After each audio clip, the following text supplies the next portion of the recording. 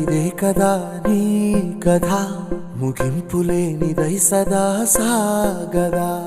ఇదే కదా నీ కథ ముగింపులేనిదై సదా సాగదా. నీ కంటి రెప్పలంచున మనస్సు నిండి పొంగిన ఓ నీటి బిందువే కదా నువ్వెతుకుతున్న సంపద. ఒక్కొక్క జ్ఞాపకానికి 100 ఏళ్ల ఆయువుందిగా, ఇంకెన్ని ముందు వేచనో అవన్నీ వెతుకుతూ పదా.